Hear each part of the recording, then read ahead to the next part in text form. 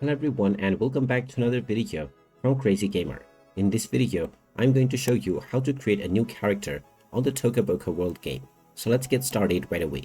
First of all, open up the Toca Boca World game on your device, and after opening it up, go ahead and start a new game. Once you begin your game, you can start from the various different levels and locations within the game. Now, whenever you wish to add any character, go ahead and tap on the top right corner, which shows various different shapes. When you do this, you will see the plus character option.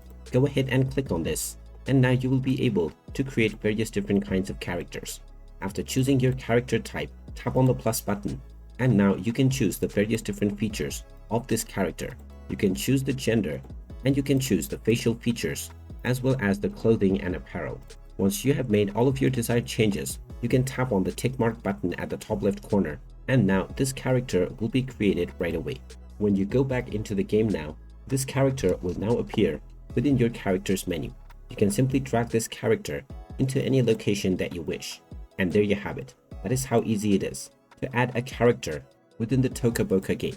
If you find this video helpful, make sure you hit that like button and subscribe to our channel if you haven't done so already.